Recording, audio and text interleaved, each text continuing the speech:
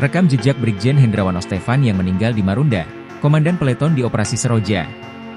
Terungkap jasad lansia yang ditemukan mengapung di laut wilayah Marunda, Cilincing, Jakarta Utara, pada Jumat, 10 Januari 2025, lalu.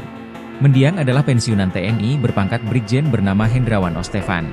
Hal ini diungkap oleh Kabid Humas Polda Metro Jaya, Kombes Ade Ari Syam Indradi. Ade Ari, dalam keterangannya, mengatakan Hendrawan Ostevan masuk ke dermaga KCN Marunda dengan mengendarai mobil Toyota Vios.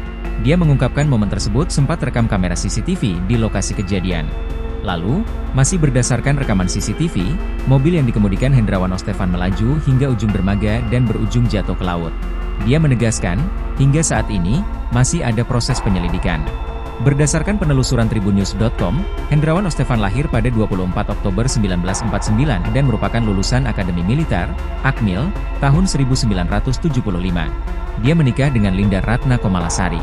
Saat meninggal, dirinya berusia 75 tahun. Riwayat karirnya pernah aktif di Badan Intelijen Negara, BIN. Hal itu diketahui dari kartu tanda anggota, KTA, yang ditemukan melekat di jasadnya saat ditemukan. Adapun pangkat terakhirnya adalah pembina utama dengan jabatan tim ahli deputi. Di sisi lain, sangat sedikit informasi yang tersebar di dunia maya terkait latar belakang Hendrawan. Dikutip dari laman Departemen Pertahanan Amerika Serikat, AS, Hendrawan pernah tercatat menjadi atase bidang pertahanan dan militer Kedubes Indonesia di AS pada tahun 2002. Kemudian, dia juga tercatat pernah membuat disertasi dengan judul Keamanan di Asia Tenggara dan Peran ASEAN Regional Forum, RF, yang terbit pada tahun 1999. Selain itu, Hendrawan juga tercatat pernah memimpin satu peleton BP Yonif 145BS dalam tugas operasi Seroja di Timor Timur, sekarang Timor Leste, pada 8 April 1976 lalu.